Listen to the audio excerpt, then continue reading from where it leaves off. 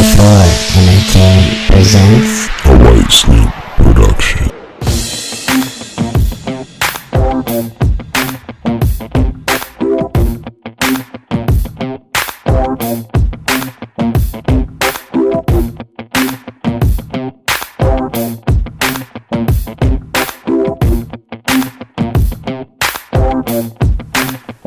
And welcome back to the White Snoop T-Rose Show. Of course, I'm White Snoop. This is T-Rose. And we're back with another preview show. Of course, today we're talking about the Atlantic Division. This is actually the final division we're doing in the Eastern Conference. And I guess we'll start off with the team everybody loves, the New York Knicks. Of course, they play in the world's most famous arena. They've been around. They played the first game in the NBA and still here today. They have a couple of the same guys. Of course, Carmelo Anthony, who's their big star player. They're bringing back Mon Shumpert, Felton, Chandler. J.R. Smith, was re-signed with the bird rights. Kenya Martin came back. Paolo Prigioni. They did make some additions. Of course, they made the big trade for Andrea Bargnani. Losing Steve Novak. Yeah, I'm sure they're also upset about losing Q Rich and Marcus Camby. But they did add Meta World Peace, who was amnestied by the Lakers, as we talked about in the last show. Bridge. I'm sorry. I had to do it. Amari Stoudemire, of course, is still there when he can be. Mike Woodson's still the coach. One of the other big moves on the offseason was adding Steve Mills is now their president of basketball operations. So they brought in Bino Udrich, backup point guard. Oh yeah, they added him. It's nice. They added him. And they drafted Tim Hardaway Jr., who we'll see. It's I thought that's kind of an interesting dynamic. Yeah, they added the addition of Cole Aldrich as well. I want to see how many games Tim Hardaway Sr. attends at the Garden. He might be at the Nets or the Knicks and Heat games. Yeah. Question is, what jersey will he be wearing? Yeah, I hear you. Maybe he'll wear neutral colors. Yeah, green or something. Yeah. So you want to start, or you want me to start with this? I mean, I'll let you start. Well, on a funny note, I will be looking forward to watching the Knicks play, because if you look at this roster, I don't know if you figured this out, and you're gonna know where I'm going with this as soon as I say it. At any point in time, the Knicks can have. Sorry. He already knows. He already knows. The Knicks could have Tyson Chandler, Kenyon Martin, Melo, J.R. Smith, and Meta World Peace on the floor at the same time. You want to talk about crazy? So that's like. I would not want to be a referee in that game. I mean, oh boy! I mean, that it can explode in any minute. I mean, all right. Can we get back to being serious now? Yeah. I mean, even though that is a funny dynamic. On a more serious note, I do like the new orange jerseys.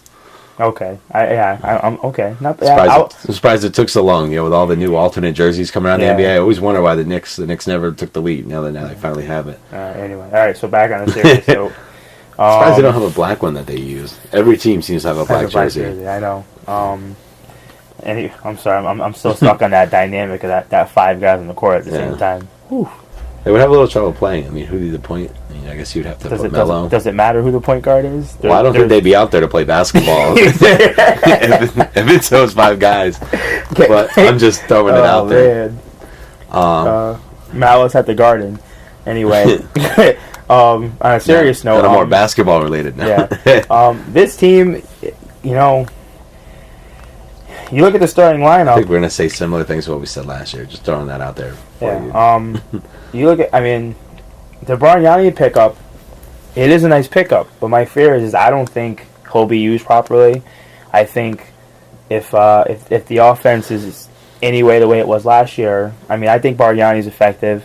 When the ball swings around, he's an offensive guy. He can get his own shot. He can spread the floor, but for him to be effective, he needs the ball. And we all know playing with Melo, who isn't exactly a ball mover. I don't know how effective Bargnani will be. And then you throw in J.R. Smith, who isn't shy about getting up his shots. I don't know. I mean, it's going to be interesting. I mean, last year, everybody got mad at me. I mean, I called the Knicks fool's goal. They had that little stretch where the ball was moving around, everybody was scoring, Melo was actually passing, and they beat up on the Heat a couple times. They beat a lot of good teams, and everybody was going crazy.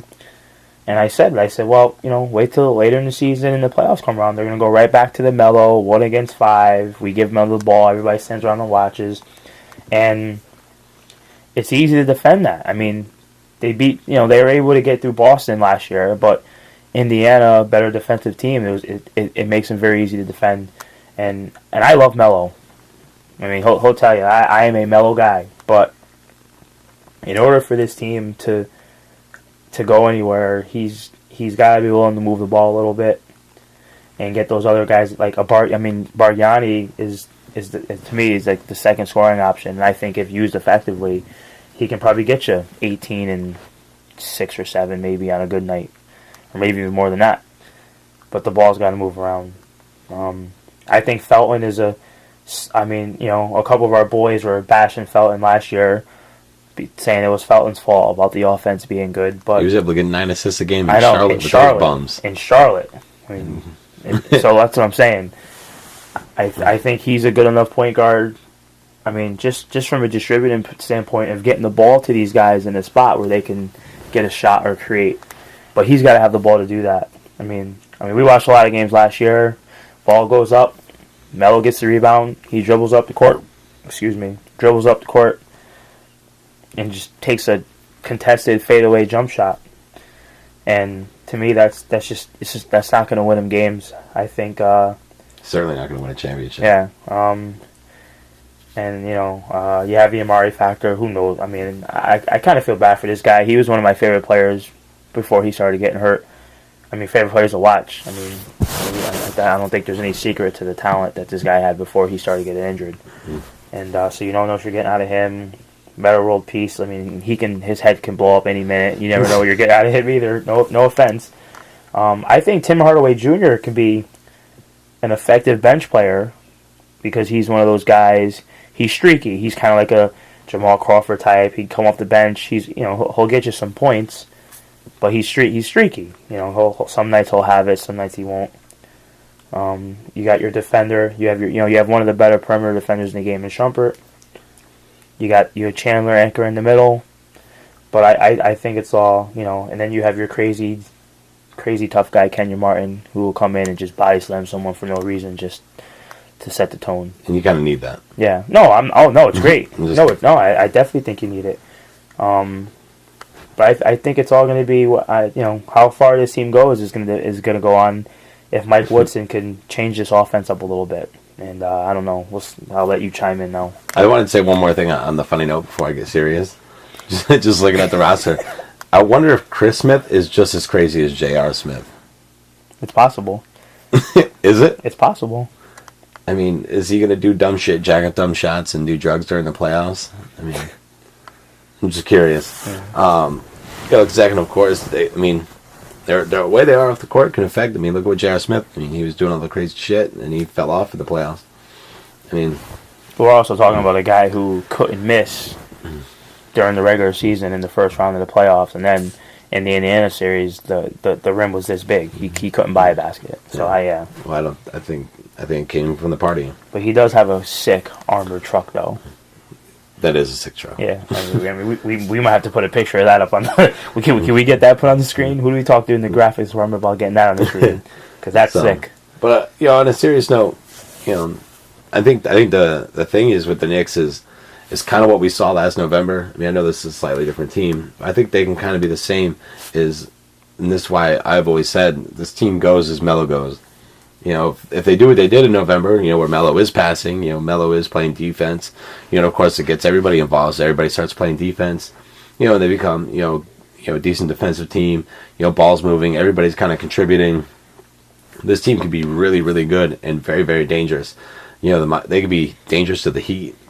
They seem to struggle a lot against the Bulls, even when they're playing well, but they could be dangerous to the Heat, the Nets, the Pacers, some of these other top teams. and they could become a contender. But then there's also the nights where, Melo decides he's going to, take 35 shots and not pass the ball, and he doesn't really try on defense. When your captain's not playing defense, other players are going to start slacking on defense, and then it just kind of drags the whole team down, and then they're no longer that big of a threat. And it's like when they play like they do in November, they look like a top seed. Yeah, and then when they play, like they had in other times, they look like a 7-8 seed. And I think it all balances out. I mean, I know they ended up getting the second seed, but a lot of the top teams in the East were kind of, beat up last year. Yeah. I think that this year, I think they're about as good as they were last year. Yeah, but I think other teams got better. Mm-hmm. And I think they're going to end up in like the 4 or 5 seed. I think they're going to get stuck in that matchup. I actually think that, I know we're going to talk about them next, the Brooklyn Nets. I think they're going to end up, I think there's a good possibility of them in the 4 or 5 seed together, because there's a lot of players on both rosters that are watching minutes. And I just think with the inconsistency of the Knicks and the fact that the Nets are going to do a lot more minute watching, I think there's a chance that we can see a battle of the boroughs. In the first round. Oh God, no. We'll get to the Nets. Yeah, I just want to finish on the Knicks. Still, we'll get to the Nets because I'm already thinking of more crazy scenarios now. Yeah. Well, we have a lot to talk about in just one city here. I mean, because they're two great teams. I mean, if you look at the Knicks, you got to look at the upside. I mean, Tyson Chandler's a great defensive player. Now, when you have Tyson and Andrea Bargnani, because I know they've been starting Andrea Bargnani, you have two bigs that can play the pick and roll. And of course they have Raymond Felton at the point who can run the pick and roll. I mean, if they're willing to go away from the mellow ball, they can do so many other things. Iman Shumpert can hit a three. I'm not saying he's great at it. He's not going to spread the floor really, but so you have to look at it this way, and this is why Shumpert should be working on the three in his spare time, because if they play these pick and rolls, and even in the Melo situations, Melo playing off the ball can hit a three, and you do have to guard him. He will spread the floor if he plays off the ball.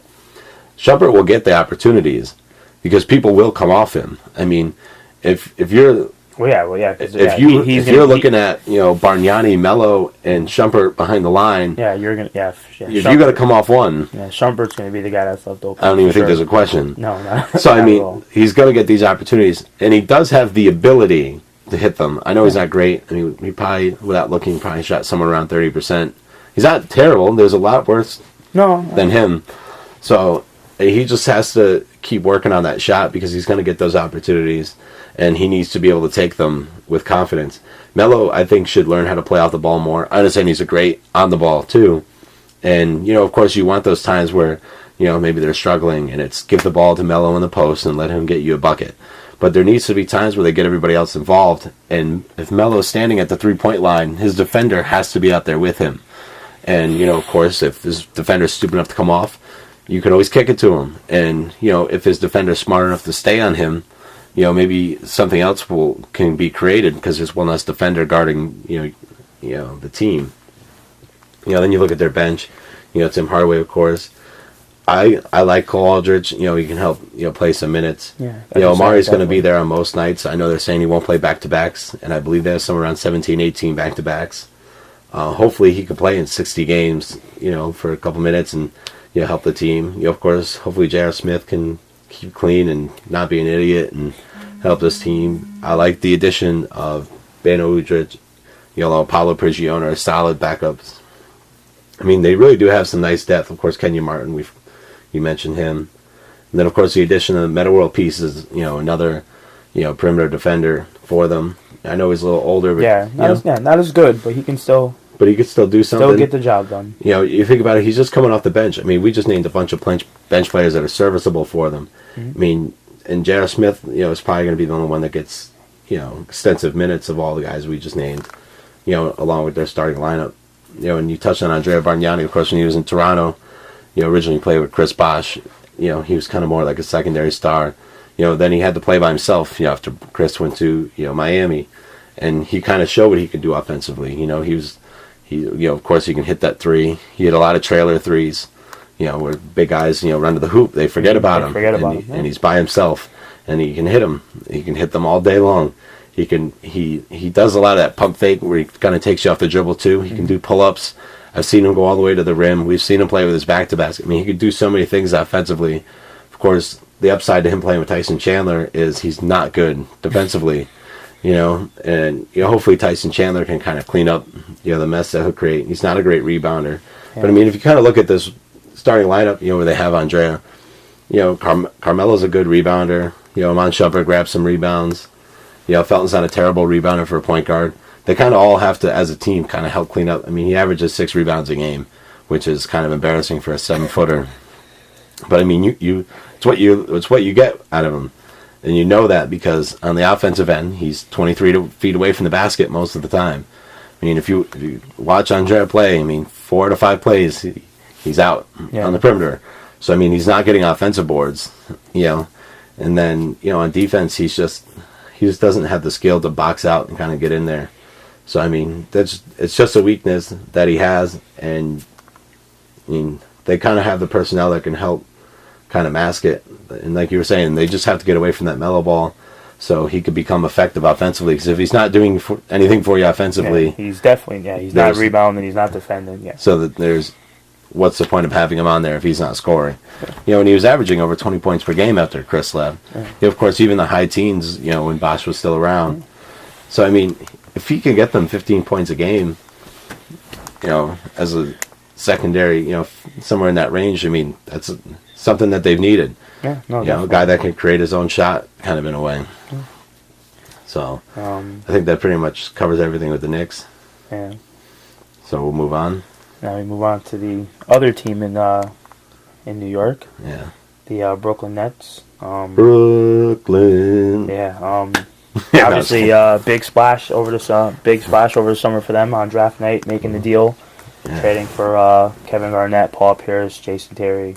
Who knew that Mikhail Prokhorov would spend a lot of money on his roster? I know. Well, yeah. What they said? What's his luxury tab? I was. They said he's somewhere around 185, 200. I see different numbers, but he's somewhere.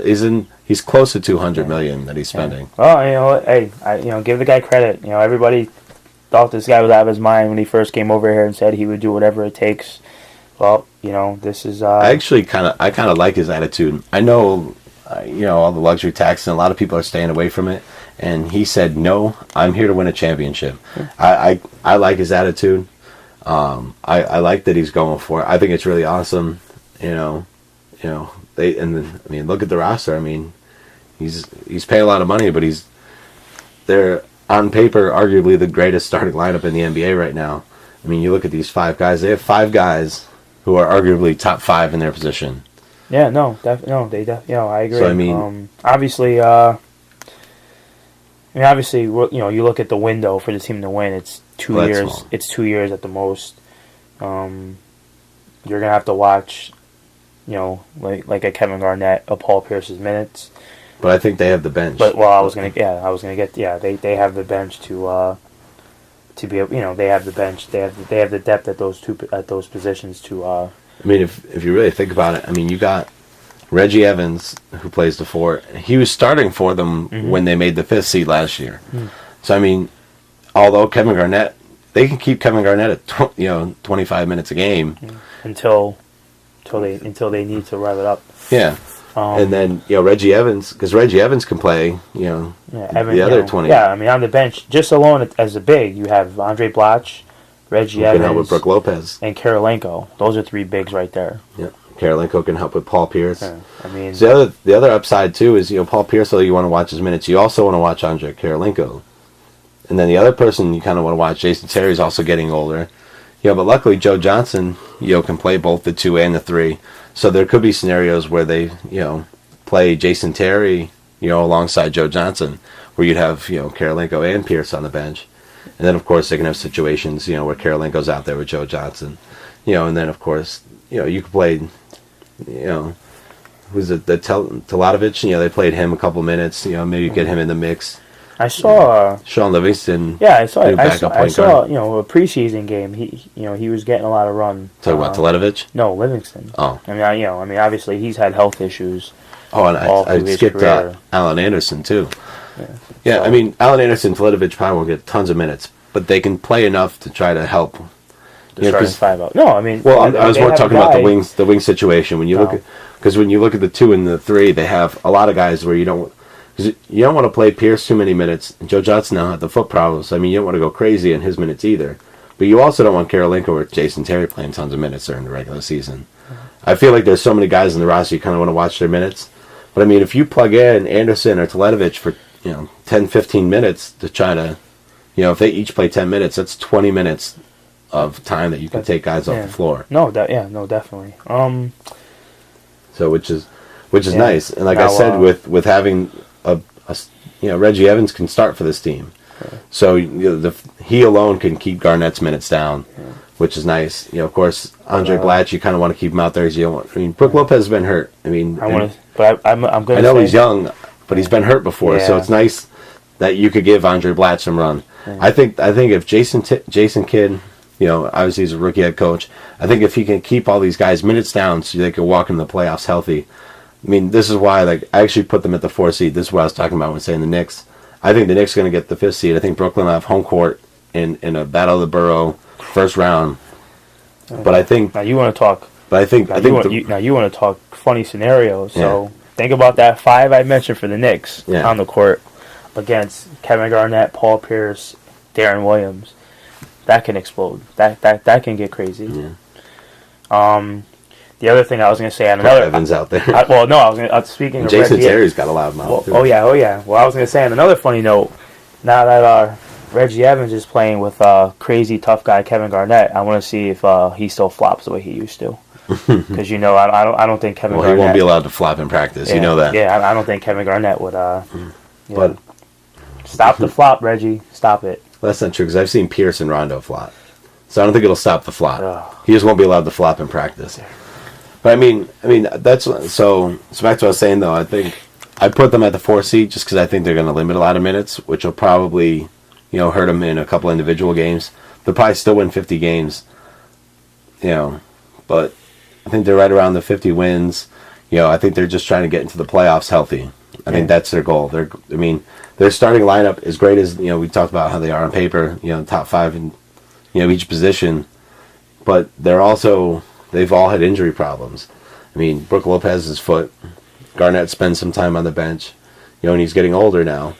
Then you got Paul Pierce. He hasn't had a lot of injury problems, but he is starting to get older. And then last year weighed on him a lot because remember he kind of had to carry the burden when everybody was getting hurt.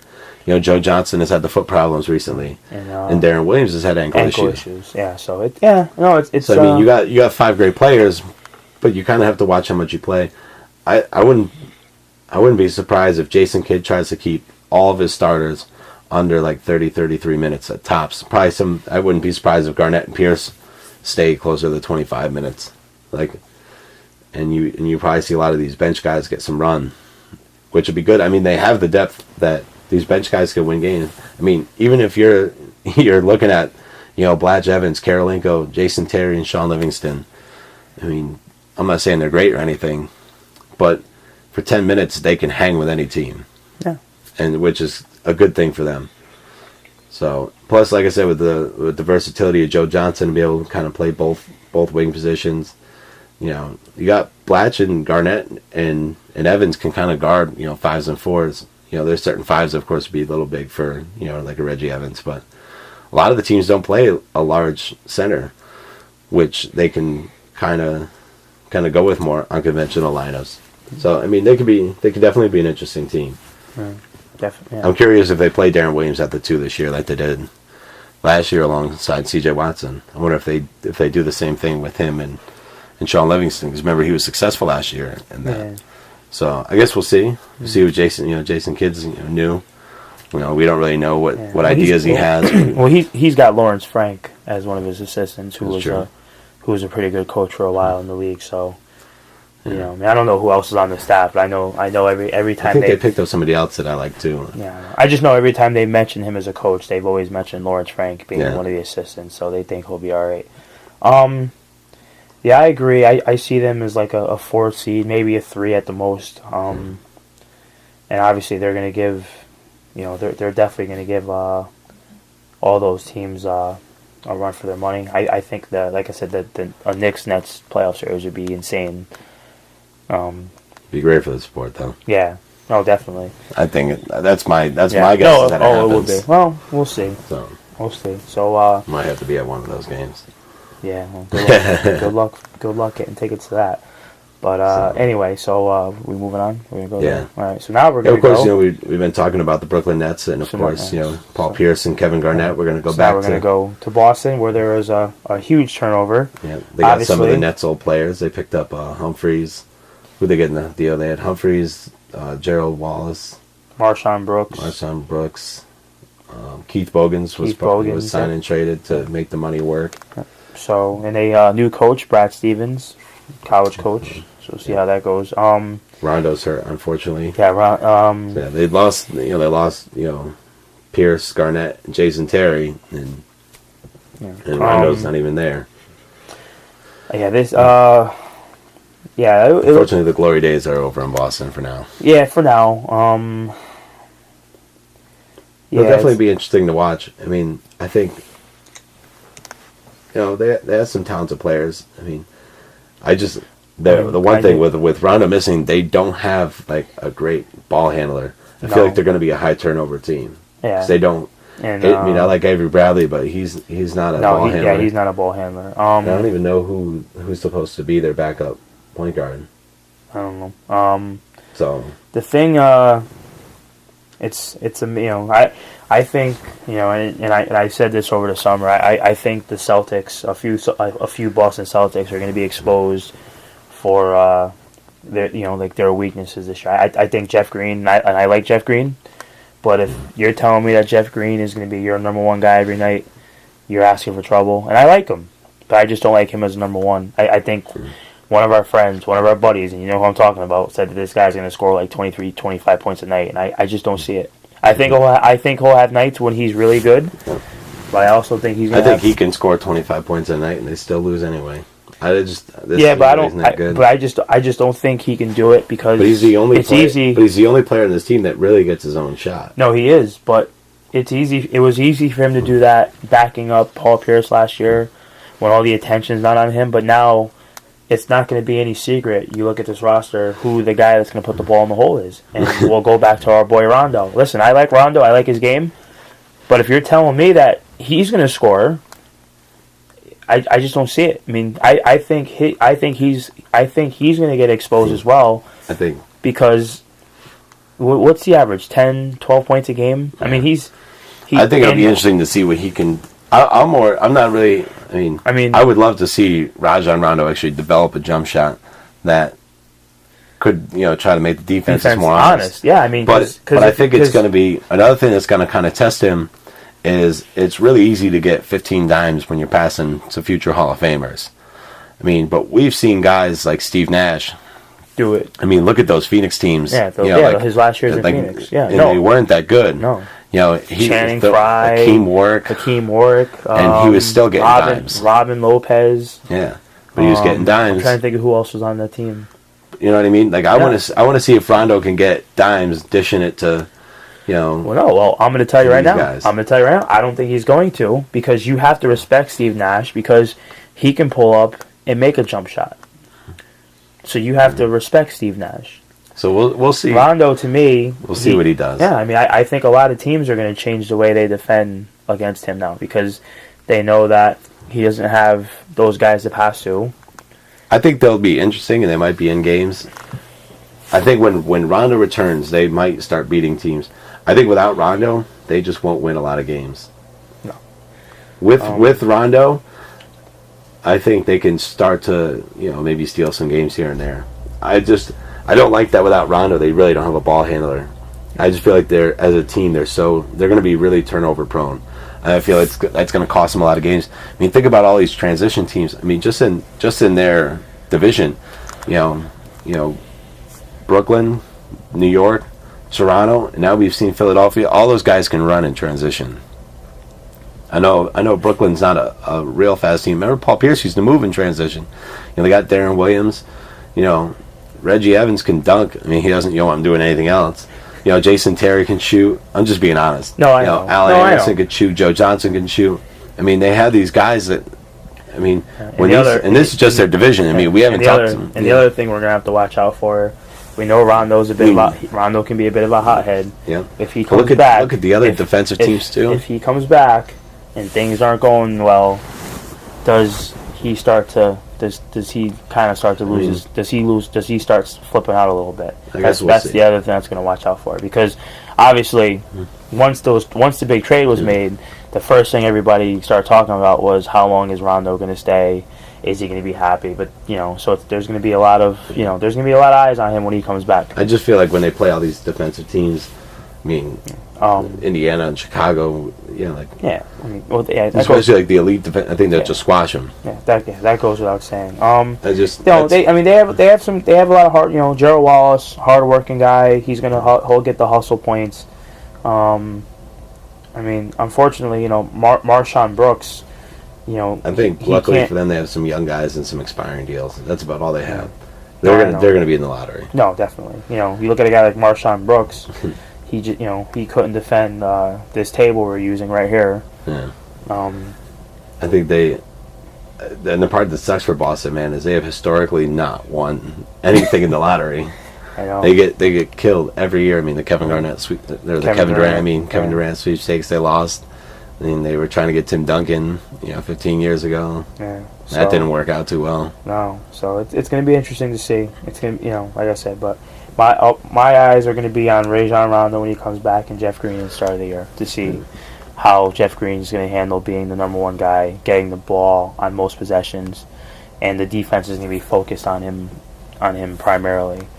And obviously, like I said, for Rondo, just for his offensive deficiencies, to see, like you said, if he can get 15 dimes playing with these guys, and especially for a guy that doesn't score. Yeah, for a guy that does not score. He really needs to show us how good is he at making the people around him better. Well, like I said, I've been saying all along about Rondo. We will find out how good he is when Garnett and Pierce and Ray Allen aren't there anymore. They're all gone. So we're about to see where Rondo stands with the elite point guards. Yeah. Because if he could be phenomenal this year, you can't not like him. Yeah. But if he fails, people are gonna. I'm not even gonna say fail. I think if he struggles, if he fail. No, I don't know. If he comes in and he averages 10 and 7. He looks like a shitty point guard. He failed. Man. No, but if he can come in and average 12 and 12, like he's been doing, then it's like, wow, he can still do it no matter who's around him. He's this good. And then I'll be impressed. If he could do even better, if he can, up the scoring maybe to 15 and still get 10, 12 dimes, I'd still be impressed. Even if he can kind of stay plateau. If he dips, he wasn't that good. I think he's going to struggle. That's just my opinion, but we'll see. Moving on to your squad. Team. We got the Toronto Raptors. Of course, they made a huge move last season, making the deal for Rudy Gay, trying to add a superstar. They have their rookie. Well, now he's entering his second season. Jonas Valanciunas, who they drafted. He's been looking good. Of course, he got a little more playing time playing for Lithuania over the summer. He looks good. I feel like he needs more minutes and more touches. I don't think he gets the ball enough, in my own personal opinion. Because he can add a post threat to the squad. Of course, they got Gay and DeRozan who run the wings. I like Kyle Lowry. He's had some injury issues. They added DJ Augustine and Dwight Bucks. For insurance. To back him up. Mm-hmm. Quincy Acey's been nice for them off the bench. Psycho T. Yep, they added Psycho T. They have Amir Johnson still, who I like. They made the trade. They traded Andrea Bargnani, who was their number 1 pick in 2006. They brought back Steve Novak. They re-signed Aaron Gray. Terrence Ross, who was their draft pick last year. They added Landry Fields last season. Now he's healthy. I know he had the elbow problem last year. Added Austin Day. They're an interesting team. They're going to be good, not great. They're not going to, we talked about the top 5 in the East. They're not one of them. I think they're one of the better teams that aren't one of the top 5 in the East. I think if they can develop more, I know Rudy Gay is working on his shot. I know he had the eye surgery. I don't know if you heard about that. He had the vision problems, so he had that fixed. he's been working on his shot. DeMar DeRozan, if he keeps developing, and if they can, utilize Jonas Valanciunas to his strengths, kind of everybody chips in. I think they can get as high as the 6th seed in the East. I think I have them in the playoffs. I like Dwayne Casey as a coach. Kind of has been getting, an improvement on the defensive end. In recent history, the Raptors weren't, known for their defense until, Dwayne Casey came to town. That over the summer, they added Masai Ujiri, parting ways with Brian Colangelo. So I see him in the playoffs. Probably out in the first round. They're going to play one of those top teams that I don't see anybody in the East knocking off. One of those teams in the first round. So it's kind of unfortunate. You make the playoffs to go home before May comes around. But I mean, it's an improvement. The Raptors haven't been in the playoffs for 5 years, so it's showing steps in the right direction. So I don't know what you have to add to that. I think the Raptors can potentially have, with the two wings, they can have probably one of the better 1-2 punches as a scoring dynamic on the wing if those guys develop right. I've always been a Rudy Gay fan, but at the same time, he seems to let me down constantly. So I might have to come over and watch some Toronto games because I'm gonna be watching Rudy Gay. As far as I'm concerned, this guy should have been he should have been a legit superstar 3 to 4 years ago. I think that's just my opinion. I think injuries in the Grizzlies, including himself. You say that, but I don't know. Like I said, he just finds ways to disappoint me every year. So I'm gonna be watching him. I thought DeRozan kind of came on a little bit last year. What you're getting out of Amir Johnson. He's hard worker. He's gonna get all the rebounds. That's what he's there for. And then after that you have Hansborough who just he'll work just as hard. He brings like the crazy, every team needs the one crazy guy. The one thing I love about the Amir Johnson Tyler Hansborough duo is you have two guys that play the same position, and they basically the same way. Yeah, they kind of they got like a decent jumper. They kind of battle the boards, and they're so rough. I mean, they're both foul prone, which is kind of funny too, because they both get so physical. Yeah, I know what you mean. Trying to battle. So they're definitely if you're playing the 4 position and you're going against Toronto, you're going to have an interesting night. Yeah, Landry Fields needs to get healthy again. Yeah, he started doing better towards the end of last season. He's gonna have to get healthy. Yeah, because he had the surgery, mid-season. Terrence Ross, he's another guy. He's gonna get better. Yeah, he's gonna get better. To be developing. Yeah, he's gonna get better. And then, like I said, I really believe that Jonas Valanciunas needs more of a spotlight. I mean, if you watch him play for Lithuania, I mean, where they focus on him more, he has, the post moves, he can, score in the post, and, he's good defensively, he rebounds, and I just feel like if he got more focus, I think he can be a good scorer for Toronto.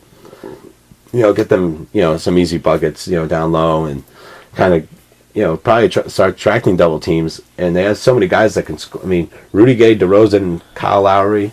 And you have Terrence Ross off the bench. Even Landry Fields isn't terrible when it comes to scoring off the dribble. Steve Novak, he's more of a shooter.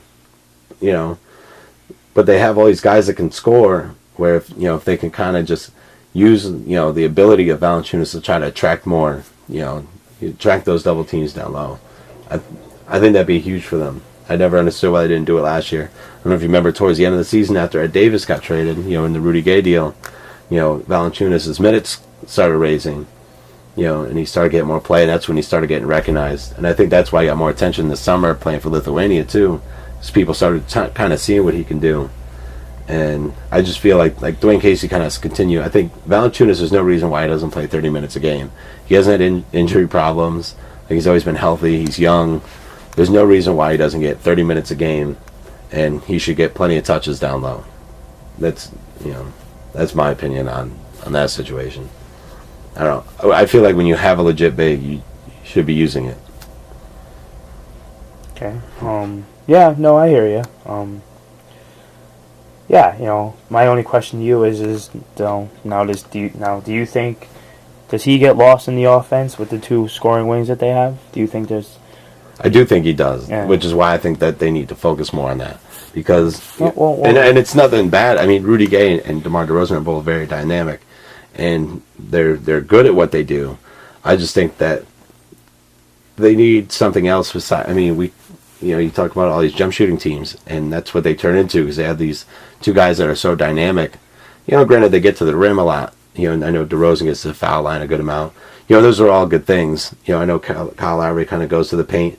These guys don't settle for jumpers, very often. I know there's, of course, times that they do, which is, and those are positives. Rudy especially. I especially think that maybe when they go, I mean, Rudy Gay's kind of improved his three-point shot. DeRozan, is a little weaker on the three-point line. I think when you kind of go to the bench, though, and you start looking at, Landry Fields is a decent three-point shooter. Of course, Novak's a good great three-point shooter. Terrence Ross has improved his three-point shot. And I think when you start putting the guys out that can kind of spread the floor more, maybe not to start off the game, because DeRozan and, Kyle Lowry's kind of dangerous behind the three-point line, to a point. But DeRozan, I mean, a lot of people play off him. He shoots less than 30% from the field, or from three, I mean. So, I mean, you're not really worried about him, behind the line. So people come off him. Amir Johnson's not dangerous outside of 15 feet. But he can at least hit like a mid-range to try to, open up the low block. But, I mean, when you start bringing in these guys that can shoot the three, you kind of spread the floor a little more. I think that's when you need to kind of convert your game. Maybe when Rudy Gay takes a seat, you put in Novak, DeRozan, you put in Terrence Ross, and you kind of open up a little bit. I know they play Landry Fields a little bit at the 4. Now if you put these three guys in, you've never seen that? Let's see the face you're making. They've done it. Whoa. But you would open up. A lot of these teams play small ball, and they don't get lost. Yeah, no, and Landry Fields does rebound the ball. Nah, you're right. So I mean, you put these guys in that can now spread the floor, and Valanciunas is by himself on the low block. I mean, how many 7-footers are there in the NBA? I mean, he can now become a more dangerous threat. I think it would help because it would give them another dynamic to their offense. I know they play some pick and roll with him, which is nice. Because he is mobile, for a big guy. They obviously have some room for improvement. We'll see what they do. Of course, there's all the rumors that everybody's tradable except for Jonas Valanciunas. So we'll see if that even people say that and it could turn into nothing. There's a chance that April comes around, the playoffs start, and this is the same roster walking into the playoffs.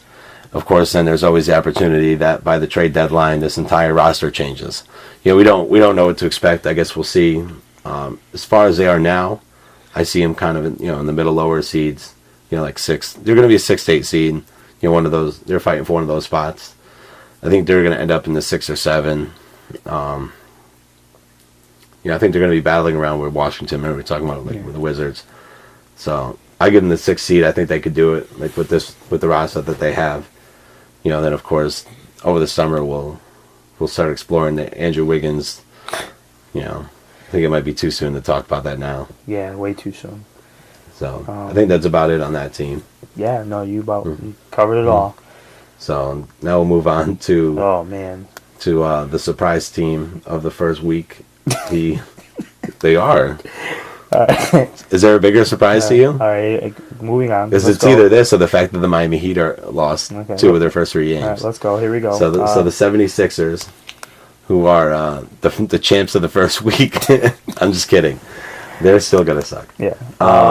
They do. Obviously. What do you want to do here? Well, let's talk about the positives. I mean, it won't take that long. Well, I know that. That's why we're gonna do it first. I mean, we'll start off with. Unfortunately, we didn't get to these fast enough, and we didn't get to start before the show or before the season started. Because I know if we filmed this, 2 weeks ago, the first thing you would say about the Philadelphia 76ers, because I remember you saying it to me, of course they all missed it, was, how are you supposed to be good when your best player is Evan Turner? But in their first week, they went 3. No, they did. They went 3-0. I know. And their best player was not Evan Turner. The best player has been Michael Carter-Williams. He played phenomenal. He's now the second player in NBA history to win the Player of the Week, NBA Player of the Week, not Rookie of the Week, player, in his first week of his rookie season. I don't know if you remember who the first one was. No. Fun little trivia. No. Gave you a hint. It happened in '92. No. You remember who was drafted in '92? Oh, Shaq. Shaq was the first ever. Michael Carter Williams has now been the second. Gotcha. And you know, all right. So of course, are we done with the positives now? I mean, are we done with the positives? Okay, I mean, you talk about the Knicks being fool's gold. If anybody liked the Sixers after the first week, then you're just a fool, because this is not gold at all. No. At least the Knicks have potential. Yeah. I mean, they won some games. I think they caught some people off guard. I mean, what they did to the Miami Heat was absolutely impressive. You know, then of course, then they were able to knock off the Bulls, and this is all after they beat the Wizards, who aren't a terrible team either. You know, they now lost. They lost to the Warriors, so they're not undefeated anymore. So everybody can turn off their championship aspirations for this team, because I'm sure in the end they're looking at a lottery, spot. Lottery spot. Well, they might be looking at a can top we say lottery spot. okay? I will say though, just to cap the positive side, Michael Carter Williams did look really good. And if he could, I was saying this to, I was having a conversation with my father, and 'cause he was also very impressed by this kid.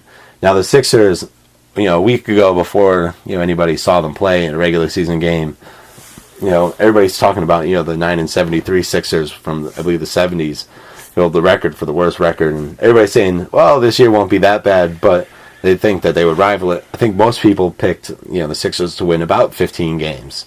They already have 3. So there's only 12 more to go.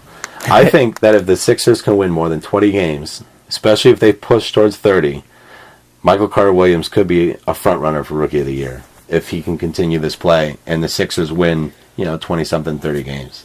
Okay, but because I think just exceeding the expectations. Now, to rival that, because in the NBA, there's this lovely term that they like to use when there's a nice little draft class coming in this, this upcoming draft. It's a famous T word that they love to use called tanking. Well, they're obviously not doing it. They're 3-1 to start. That's the start. I think this team will have the worst. I think this team's. I think they're going to be the worst team in the NBA. Even with a 3-1 start, you have no faith still. No faith whatsoever. They will be the worst team in the NBA. That's just my opinion. I got my money on the Suns.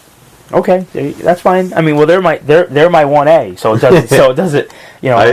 To me, it's. Suns. I feel more comfortable saying it after this 3-1 start. Okay, no, to me, them in Phoenix, we're talking a coin flip as far as who the worst team in the NBA is going to be. I'm not saying the Sixers are going to be good. I'm not sold on this 3-1 start. I'm not about to tell you they're going to make the playoffs because they're not. I understand. I've already read stuff. New Orleans Noel, they traded for him in the draft. He's not playing this year. I think. They got your boy Kwame Brown. I had to say. Oh man, where's Stephen A. when you need him? Kwame Brown. I just don't. They have a couple guys that are all right. That's about it.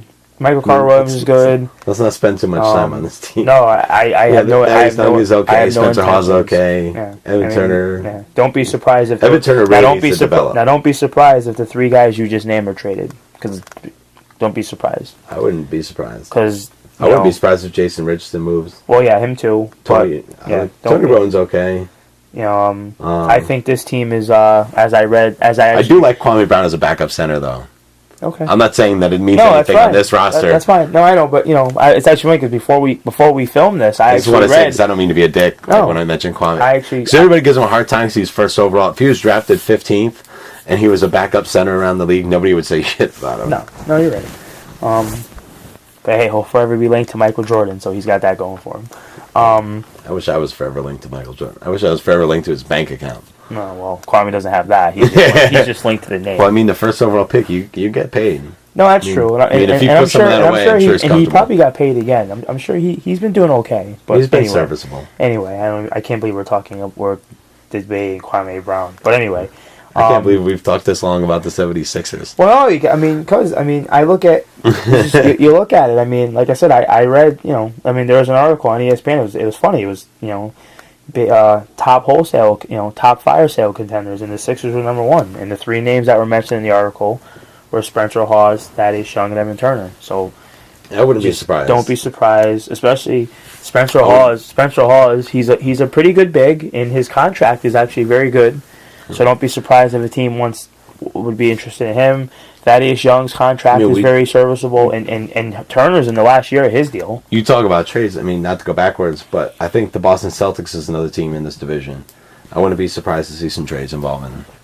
No, I agree. I mean, Humphreys' expiring deal. I mean, we're just going all over the place now, so we don't have to talk about 76ers. Yeah. Humphreys' expiring deal. No, I mean, but even some of these younger guys. I mean, I don't think it will be a lot of the younger. I think it will be guys like. I mean, they have Jordan Crawford, Marshawn Brooks, and Courtney Lee that all play the same position. Okay, but I don't think. They really need a backup point guard. But I think it will be guys like Humphreys, who's an expiring $12 million deal. Brandon Bass. I think Brandon Bass would get some looks on the market. I think even a guy like Gerald Wallace, even though he does have that, his contract's a little heavy. Yeah. But I think, can't believe they got that. Yeah, well, I don't see.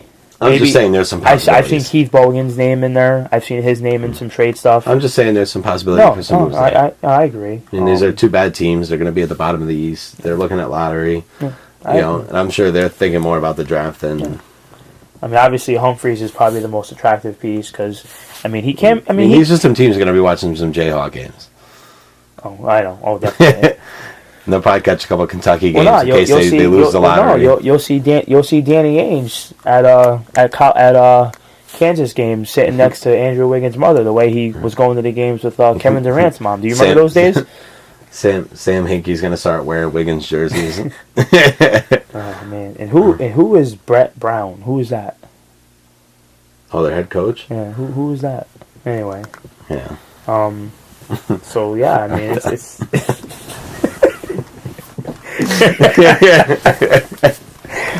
Oh my god! I just figured out how they torture people in other countries. They make them talk about this 76ers roster. Listen. So yeah, I mean, I just see. Can I ask you a more interesting question? Or you want to finish? No, you. I don't mean to be a dick. It's just that we're still talking about the 76ers. What do you got? You sure you're done? Yeah. You don't, right? I'm done. I'm pretty much done. Okay. What do you got? I wasn't trying to cut you off. Be rude. It's what do you got? I just kind of want to change the subject. Oh, okay. Well, okay. All right. We're done with the Sixers, I guess. And I think this might be one of the tougher ones. We've asked this at every show. Who's winning the division? Who? Do you want to hear mine? Ooh. This is tough. No, I'm actually gonna. You want me to go first? We might disagree here. Okay. Well, you want me to go? I'll let you go first. I'll go with the Brooklyn Nets. Okay. Now I'm gonna rival that, and I'm gonna say the Knicks. You are going with the Knicks. I thought you would go Knicks. That's why. Listen, the reason I'm gonna do that is because we just mentioned how they're gonna cut back a lot of the minutes for those guys, and you never know what. Anyone in that starting five can go down at any given time. Now, I'm not saying everybody on the Knicks. I'm not saying they're all in tip-top shape. I get you. And I also think the Knicks. They're going to play those guys. Those guys are going to play. Melo's going to play 40 minutes a night. The only guy they're really talking about limiting is Amari Stoudemire. They said he won't play back-to-backs and his limit 20 minutes. But I'm not. But when I say the Knicks are going to win the division, I'm not even counting Amari Stoudemire into the equation. If he plays and he contributes, great. So trust me, I would not be shocked. The way I look at it is, I think Amari. Melo's. Melo's going to play 40 minutes. Personally, between right here, I think the only person's minutes that they might want to monitor in New York is Tyson Chandler, because last year he had the neck and the back issues.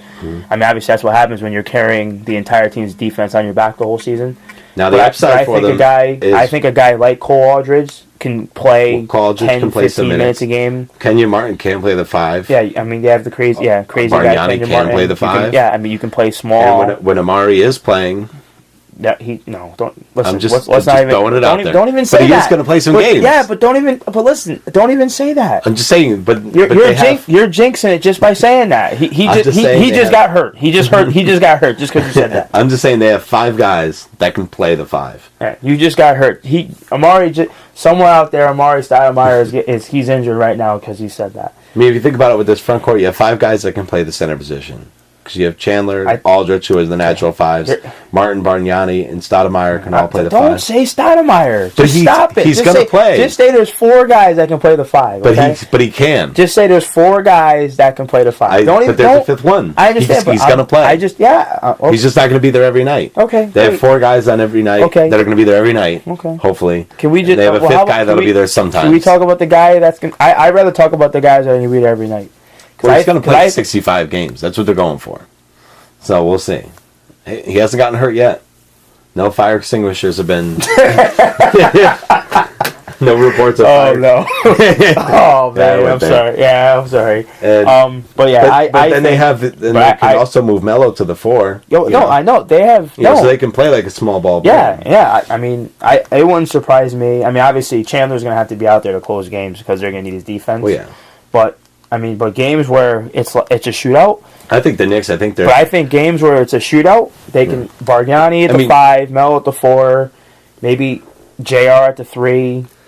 I mean, we know what their starting lineup is. I feel like obviously. I feel like their closing 5 might change night to night, depending on. Yeah, depending. I mean, like I say, if I think Mike Woodson has some options. If it's a shootout where we're going bucket for bucket, Bargnani, you're gonna Smith, Melo, Felton, and I guess you put Sharp. I mean, I don't know. Maybe Tim Hardaway has it going that night. I mean, because he's a guy. Those are just different options. No, definitely. I mean, maybe for defense they can plug in a Chandler or a Shumpert. Oh no, obviously if it's they not can do it. Sometimes they do. Close games. They do offense defense with. So then you'll have you throw out Bargnani and.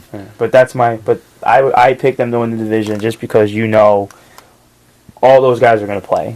Trust me, it would not shock me to see them win the division. I think they're going to be neck and neck. I think no matter who wins, I bet you they're only winning a couple of games. I wouldn't even be surprised. You know what though? It wouldn't surprise me though if. Would it surprise you if it was like a series split even? Like maybe But you know what I think is going to happen with the Nets though? It wouldn't surprise me if Jay Kidd and Lawrence Frank and those guys take a page out of Doc Rivers' books and say, you know what?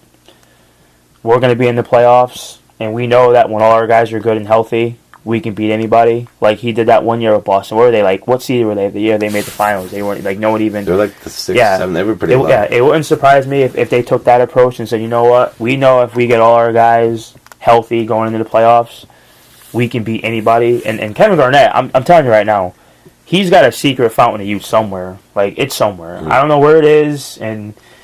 I think him and Tim Duncan they're sharing it, so it's like secret. But it's just for them. Yeah, it's just for those two. But I'm just saying. So it wouldn't surprise, but would it surprise you if? I'm putting all. But here's the other thing is now, and although I agree with everything you just said, and those can be reasons why the Knicks can win the division, you also have to look at the other side. Even though the Nets are going to limit minutes, this is what I was talking about before when we talked about the Nets. Even though they're going to limit minutes, they do have guys on the bench that can play. So they're still going to win games, even with these guys playing with limited minutes. And then you look at the Knicks, and as good as the Knicks can be, we've also seen how bad they can be. They're too inconsistent. I think it's going to be a neck-and-neck race. I mean, we're really picking who's going to edge out. I mean, like I said, they're all going to be a couple games apart, I think, in the end. So. All right, well, you got the Nets, I got the Knicks. So we'll see. I mean, hey, like I said, it's good when we disagree. Flip. Yeah, I think that's So we have 2 coin flips. I don't think there's a wrong answer. So we have 2 coins. One with the Sixers logo on it, and one with the Suns logo on it for the worst team in the league. And then we have another coin with the Nets and Knicks logos for the winner of the Atlantic Division. As long as you think it's the Nets or Knicks, then I can understand where you're coming from. It's if you picked Boston, Toronto, or Philly that I probably would have just ended the show and found somebody else to do it with. So we didn't know Philly's going to be the worst team in the league, but they're going to win the division. Yeah. Well, they're 3-1 right now. They're leading the division. Anyway. I don't even want to talk about that logic. No, I don't. But yeah, I mean, I don't know. I'm trying to think. Is there anything else before we close? Before we close out, is there anything we want to throw out there? I'm trying. That's pretty much it for this division. I don't know, random shout outs, anything. We have an NBA chat group, and there are many Knicks fans, and this will be in the group. So we'd love to hear. We'd love to see your input on what you guys think about the Nets and the next the whole thing. I mean, I know there's a few people that are probably chiming in right now, and it's not even posted yet. I don't know. I mean, that's about it I got. Yeah. Curious to see how Jason Kidd does. Yeah, I think J. Kidd will be fine. He's got, like I said, I think he's going to be good too. I'm just throwing it out there. I mean, he's new. Yeah, I know, but he's got good assistants. Yeah. I mean, people forget Lawrence Frank. I'm just saying, we both have faith in him. Yeah. I'm sure there's a lot of people, obviously, the next organization have faith in him. But there's a lot of people that forgot that Lawrence Frank was a pretty good coach for a long time in the NBA. So. I'm just saying that although we have faith in him, and I'm sure we both agree that I think he's going to do a great job this year, and I think you feel the same way. Obviously, the Nets feel the same way because they hired him. So right away, too. And I think there's plenty of people out there that would agree with us. I'm just throwing it out there that he is a rookie head coach. We've never seen him coach before, and nobody knows. Yeah, no, obviously. So hopefully we're right, and he does a great job. The Nets do well. So it'll be interesting to watch. And as you mentioned, the people he has on his bench, I think that was huge. I mean, I think the assistant coach that he picked were great choices. That'll probably help him succeed. Yeah, definitely. So of course the Nets and Knicks are going to be the two top, most interesting teams. We'll probably see Toronto in the playoffs. Not for long, but they'll be in there. Yeah, no. And then then we got the Sixers and Celtics that are just waiting for the lottery next June. Yeah. I think that's pretty much it for the Atlantic Division. Yeah, no, that's it. You want to shout out Mikhail Prokhoff? No, yeah. I mean, I will give him props because a lot of these owners, they say one thing, they do another, and you know what? Like you said, he's got the right attitude. He's going to do whatever. I think he's a great owner. He's going to do whatever it takes. I mean, the only how long is he going to be able to sustain spending all this money? I mean, because Mark Cuban was the same way. So a lot of these guys, they start out that way. I'm also curious what they're going to do. Is they picked up a couple older guys, and we were talking about their championship winner. Now, no, we should also mention that with the Nets. Oh my goodness! Time out. Hold the phone. Actually, I'll let you finish. I'll go back. I'll go back. I'll go back to what I was going to talk about. Okay. I'll let you finish. I just want to say the Nets. Because when I mention what I'm going to talk about, you're going to. The fact that we just completely forgot about this topic. Okay. You're going to be like, so the Nets could be a championship team this season. Mm-hmm. They could be that good. Yeah. I mean, we'll see. Of course, we talked about the injury issues of some of these guys. age. I mean, they could easily fall off too. I mean, we talked about the possibility of the Nets and Knicks. The Knicks could beat them.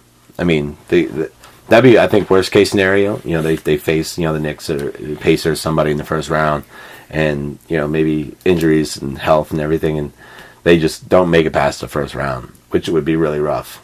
For a team with such a short window. But I mean, best case scenario, the minutes stay down, these guys stay healthy. Maybe they do get the third seed. Maybe they move up. Maybe they don't get a tough first round matchup. Maybe they get the third seed. Or second. Where they get to face a Toronto or a Washington. Where they're more clear favorites to win. The series, and they don't have to face one of those elite teams till the second round. And they do have everything to win a championship. So I think best case scenario is they go all the way. I think realistically, I can see them in the conference finals. I don't know. I guess we'll see. Unfortunately, like you said, the window. I mean, they have like a year or two. It's two tops. And then we'll see what moves they do to stay at the top. With the guys that will still be around. Now, how do we forget to mention the Carmelo Anthony free agency drama that he's created? You want to know why? Because, I'll tell you why I forgot. Number one, I don't care. Oh, okay. And the reason why I don't care is the second reason. He's not going anywhere. No, listen, I agree. But I'm just saying. That's why. No, I know. That's why I wasn't going to bring it up. No, I mean, to me, it's just interesting talk. I mean, he's saying, he's first he says he wants to be a free agent, then he comes out and says, well, I like it here. I want to finish my career here. This is the media. Then I saw another article saying that he's going to try to recruit guys to come to New York to play with him. And my question to that is who? Who's going to? But this is why I think the media just plays and just blows things out of proportion. Well, no, I mean, if you look at Carmelo, don't doubt. I mean, listen, I don't doubt he said. This is it, and this is why it's just a dead topic to me. Carmelo Anthony's from New York. He always wanted to come back to New York. Okay. He finally got his opportunity to come back to New York. Yeah, so he's home. Why would he Lala's home. Yeah, why would he leave? Happy wife, happy life. He's home. His wife's happy. He's where he wants to be, and on top of it, nobody has the ability to offer him the contract that the Knicks can offer him. I think he opted out because he could sign for more. For more money, yeah. And every player, Chris Paul said he wanted to try free agency. So did Dwayne Wade. There's a lot of stars that have tried free agency, because they want to experience it, and then they end up staying anyway. Yeah. I think the people just took that and ran with it, and then he still says, "I love New York. I want to retire with the Knicks," and he's talking about recruiting help. Carmelo Anthony, and I'm willing to bet this. Carmelo Anthony is going to be New York Knick next year. Oh, I agree. I agree. Listen. And that's why I didn't bring it up. Oh, okay, that's fine. That's fine. I just think it's a dead topic. I just thought it'd make for some interesting talk if we were able to get a couple of our boys on the line who feel otherwise. If anybody can come up with a real... these people don't even say that because it's not going to happen. There's no realistic other option. Even Carmelo... Carmelo squashed all the stupid talk because even when he's talking about New York and he goes, why? Where do people think they're going to go? LA is the only other option, right? Yeah. That's out of Carmelo's mouth. And it's because, if you get bored, go to hoopsite.com/salaries and just look at what teams have available next year. There's a handful of teams that are all shitty that have money. Carmelo's not going to a losing team if he's going to leave the Knicks. The Lakers, who have the money to get him, because the only people on the books next year is going to be Steve Nash, and of course they're probably going to bring back Kobe. Who knows what they're going to do with Powell, and then they got a couple lower guys that make no money because they're rookies. Mm-hmm. But that's it.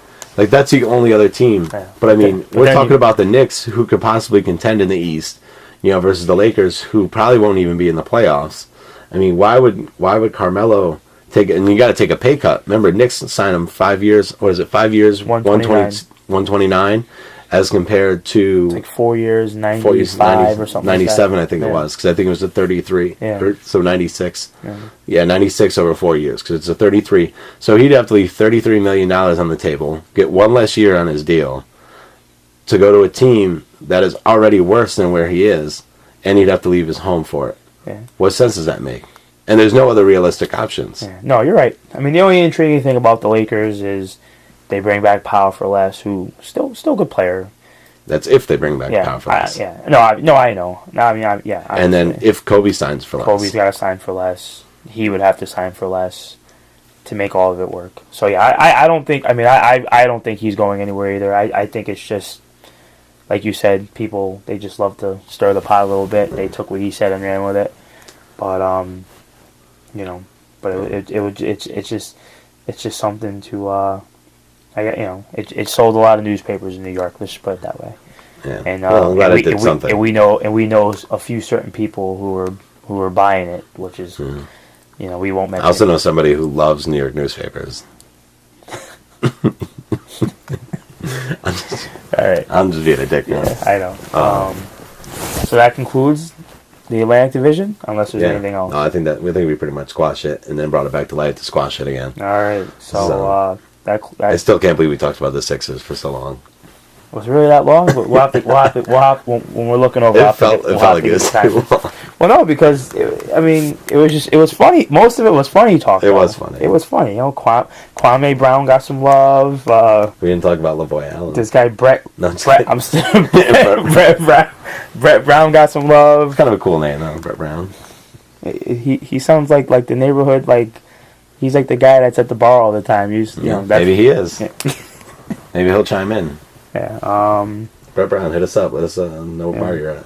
Yeah. LaVoy Allen, never heard of him. Really? No. You never even heard of him? No.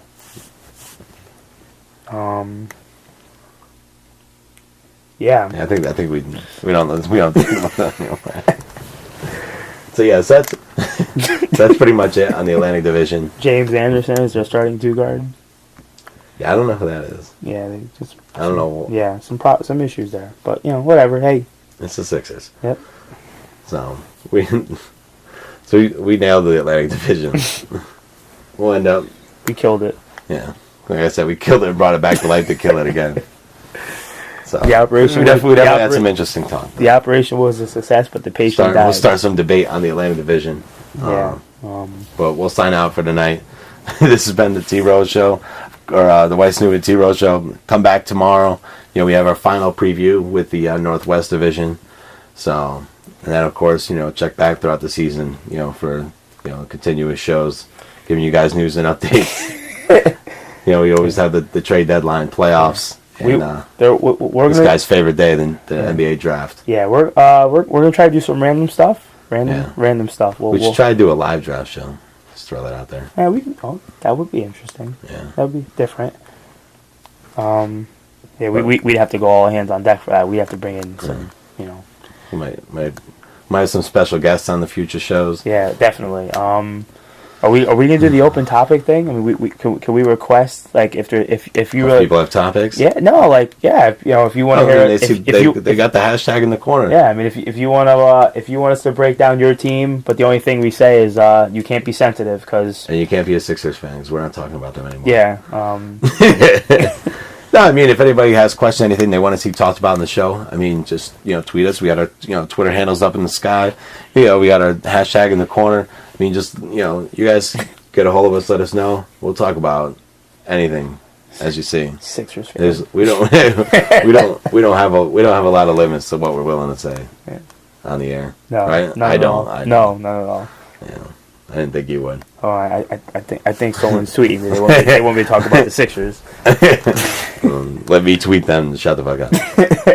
Because we talked about the Sixers enough for the season. They're 3-1 and ready to tank. Gotcha. So, all right. signing out for the White Snoop T-Rose Show.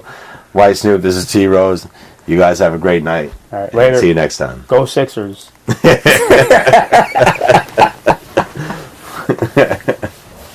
You had to do it. Oh, man. Fucking Sixers. That's good stuff.